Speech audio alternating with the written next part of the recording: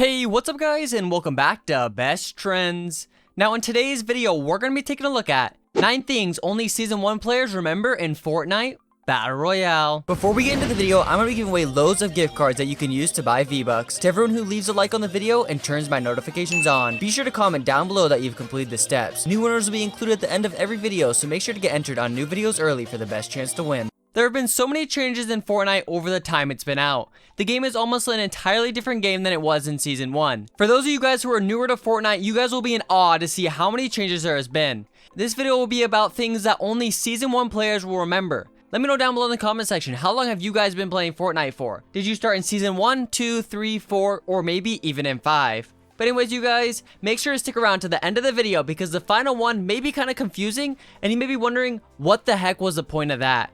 But anyways, you guys, let's jump straight into the video. Number 9, the pump shotgun. This is just insane. Literally, we all nowadays just cannot stand the shotguns. Something about them is just broken. But back in Season 1 days, the pump shotgun was it was insane to tell you the truth. It had no fall off, so it could literally shoot at insane distances and the bullets would never end up falling off. Like, this thing was a literal sniper, you guys. Obviously, the damage would be a bit different from crazy distances, but honestly, it's just around the same as they are now, right up next to someone when you hit them with a headshot. But in reality, before, you'd be like 100 meters away. So it's pretty crazy to see what the pump shotgun used to be like in Season 1 versus what it is now. All I gotta say is, you need to stick around and check out the Season 1 pump shotgun. So let me go and play the clip for you guys right now. Check it out.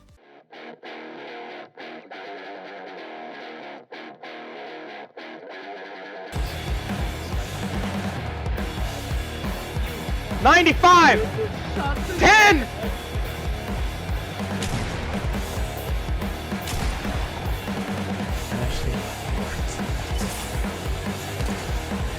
That didn't seem to work. Let me use my shotgun. Are you f***ing serious? You cannot be serious right now. Break. What? Did I just kill that guy? No way! No! I hit her for 48. Number 8, pumpkin rocket launcher. This here is just so much fun. I honestly didn't think I played back in Season 1, but when I came to see that the pumpkin rocket launcher was in Season 1, I find out, well, I certainly was a part of the OG squad in Fortnite. The pumpkin rocket launcher for some reason was just such a good time in Fortnite. Literally, I think this is when people figured out how to rocket ride even. The reason I find it to be so cool is maybe because Halloween is just one of my favorite holidays of all time, but not just that, the sound of when the rockets, well, I guess the pumpkin hit the area, they make like a wah sound. Okay, that was super cringy. I don't know what I'm doing, you guys. But you guys will see what I mean. Let me go and play a clip of the pumpkin RPG and some action. Check it out.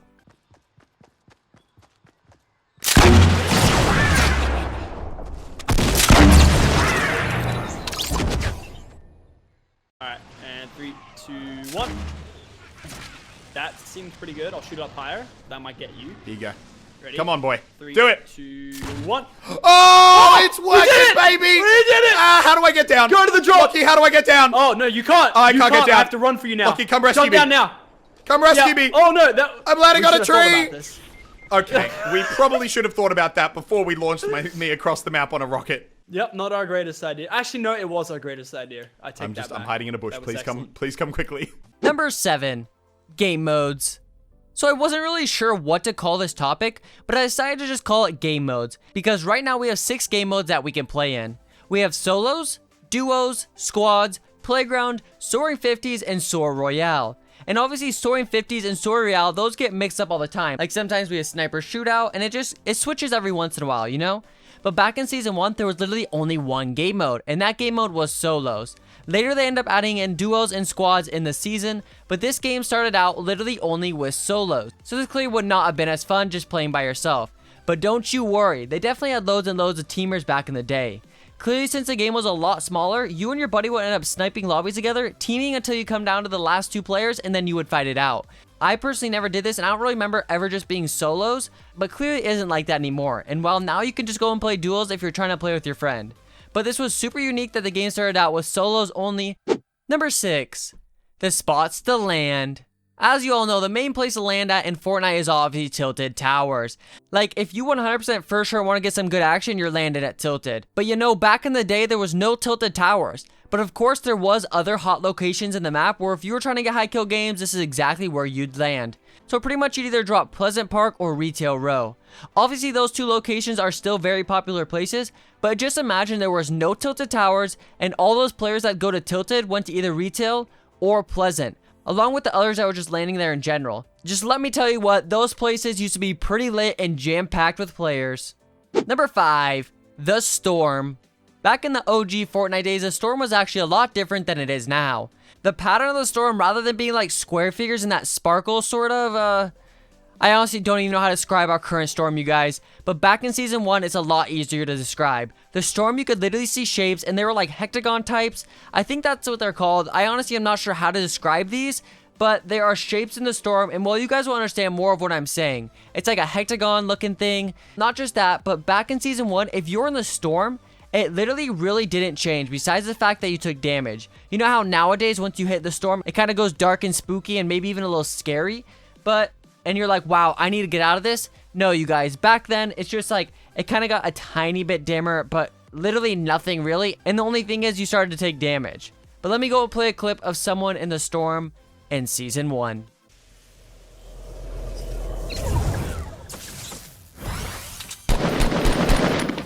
This guy's so lame.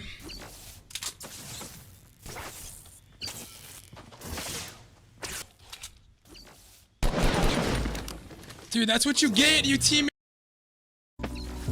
So lame, dude. Number 4, The Umbrella. So when Season 1 was going on, there was actually no skins. We were all just defaults. And there was really no way to prove you to be a good player.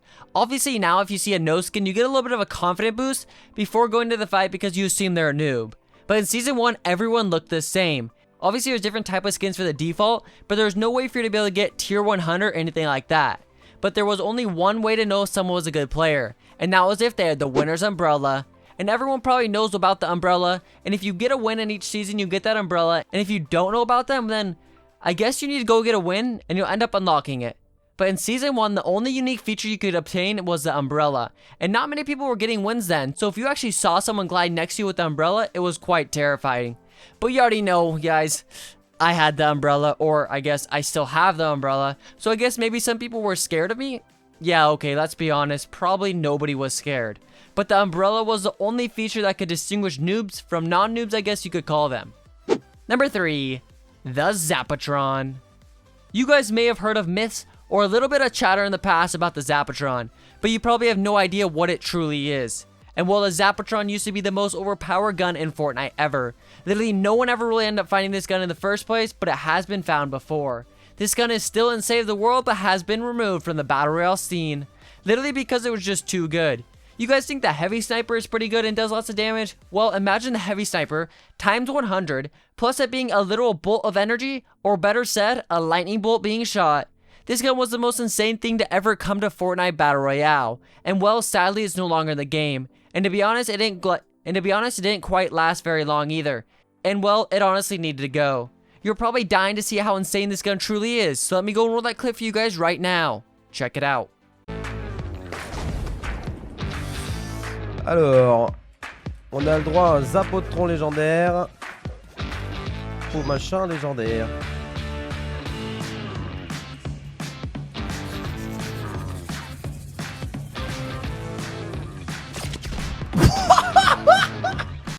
Number 2, auto pickup. This is actually something that I personally forgot about until I was talking to some of my friends about this video idea, and they ended up mentioning how you actually used to manually pick up all of the items. So you know how if you run over ammo or a trap, bouncers or a launch pad, it just auto picks them up for you? Well, in Season 1, you actually had to manually pick up each specific ammo and each specific trap. Maybe they ended up fixing this before I ended up playing in Season 1, because I believe I started late Season 1, but still, this must have been so annoying, and I'm honestly so glad they fixed this because the game would be so much slower paced. Number 1, traps. So traps were all around completely different. There were multiple traps back in Season 1. This is actually something that they definitely did correct with the game. There were so many different traps. You had one trap that was placed on the wall, one trap that was placed on the ceiling, and one trap that was meant for the floor.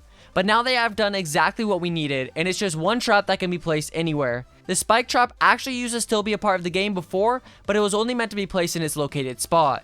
To tell you the truth, it was actually very hard and confusing for me. When I grab a trap and try to place it, I always was wondering why I couldn't just place it, and that was because it had a specific location. And to tell you the truth, I didn't even know that. So I literally just spam around trying to place it, and I don't think I ever really used traps back then. But you guys, it was super annoying because you had to do specific locations for each trap, and it was honestly very confusing.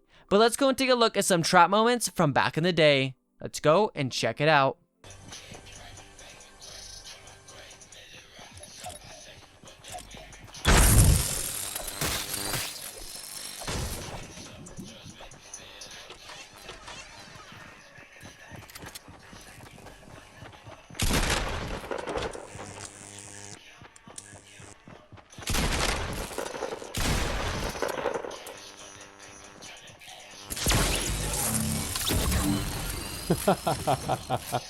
Well, there you have it, guys. That was some crazy things back in from season 1. The giveaway winners from the last video's giveaway will be in the pinned comment of this video. As well, you guys, make sure to follow me on Instagram at itswyatyt is on the screen right now. Follow me because every single person that wins the giveaway will need to be contacting me on there due to YouTube removing their YouTube messaging system. So if you want to be contacted as a winner, make sure you go and DM me on there if you are a winner of the giveaway, and the users will be at the end of this video. So make sure you guys stick around. Anyways, you guys, I'll catch you in the next one.